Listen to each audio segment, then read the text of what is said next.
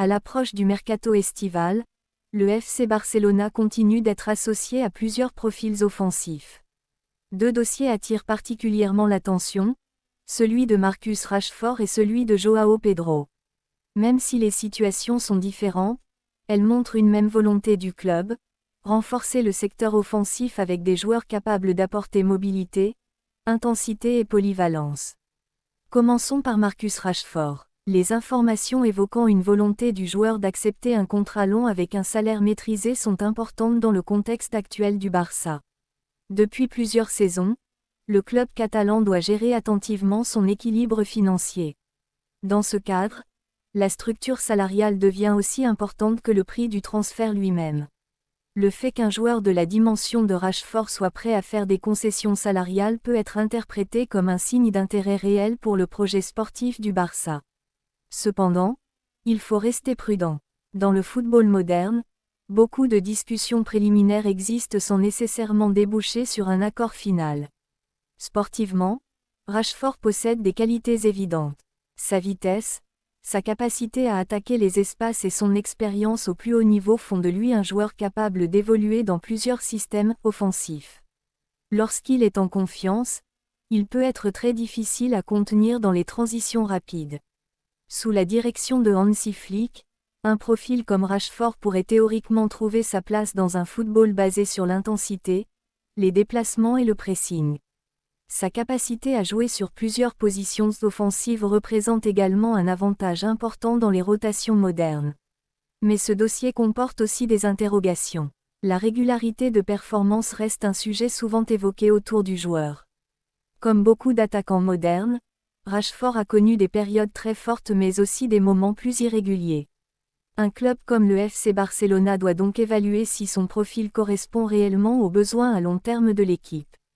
Parallèlement, le nom de Joao Pedro continue de prendre de l'importance dans les discussions autour du mercato barcelonais. Le voyage supposé de Deco à Londres pour rencontrer les représentants du joueur montre surtout que le club continue d'observer attentivement plusieurs options offensives. Joao Pedro représente un profil différent de Rashford. Plus jeune, il possède encore une marge de progression importante. Il est capable de participer au jeu collectif, de décrocher entre les lignes et d'apporter de l'intensité dans le pressing. Ce sont des qualités particulièrement recherchées dans le football actuel. Le fait de superviser un joueur dans une finale comme celle de la FA Cup peut également avoir du sens dans le travail d'une direction sportive.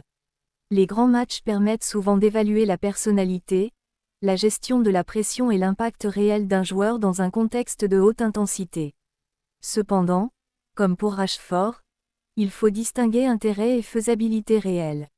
Joao Pedro évolue dans un environnement compétitif où les clubs anglais disposent généralement d'une forte capacité financière. Cela rend les négociations potentiellement complexes pour un club qui doit encore gérer plusieurs contraintes économiques. Un autre point intéressant dans ces deux dossiers concerne la stratégie globale du FC Barcelona. Le club semble rechercher des profils capables d'apporter davantage de mobilité offensive et de flexibilité tactique. Cela correspond à l'évolution du football moderne, où les attaquants doivent participer à toutes les phases du jeu et non uniquement à la finition.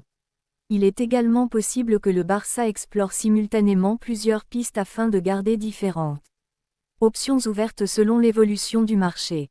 Les directions sportives modernes fonctionnent rarement avec une seule cible. Elles évaluent plusieurs profils en parallèle avant de définir leurs priorités définitives.